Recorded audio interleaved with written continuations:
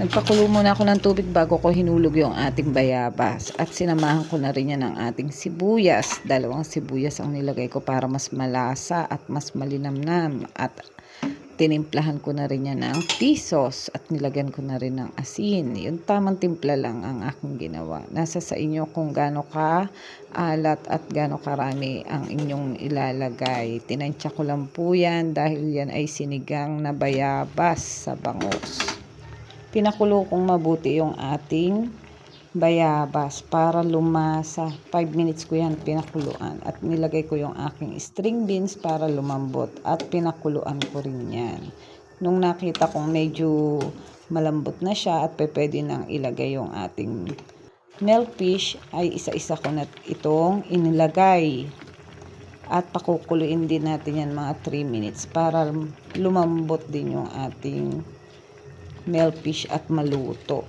Saka na natin ilalagay yung ating ibang gulay. Pagkalagay niyan ay tikman naman natin kung tama na yung timpla.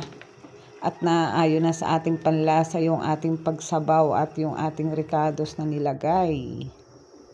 Pwede na natin ilagay yung ating gulay dahil paluto na rin yung ating bangus. Sa pagkalagay niyan, mag-add na lang din tayo ng pampasarap. Nag-add po ako dyan ng magic sarap para mas malasa at malinamnam yung ating sabaw. Para masarap ang higop sa ating pagkain. Napakasarap po niya yung sinigang sa bayabas na bangus. Masustansya na at malasa pa. Vitamin C para sa ating mga anak. At yung mga bata ay mahihilig din naman sa sabaw. Yan ang ating lutuin.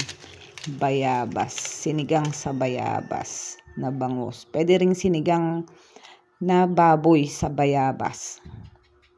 Pwede rin pong baboy ang ipangsigang ninyo ay yung pang-aasim ninyo yung ating bayabas. Masarap po yan. Vitamin C. At napakasarap po talaga kapag bangus sa bayabas pag niluto mo.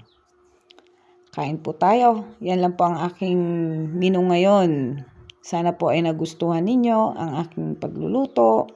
Mag-iwan naman po kayo ng mensahe sa aking comment section. At kung nagustuhan nyo ang video ito, paki-heart and share naman po para magkaroon din ng idea at kalaman ang iba. Thank you.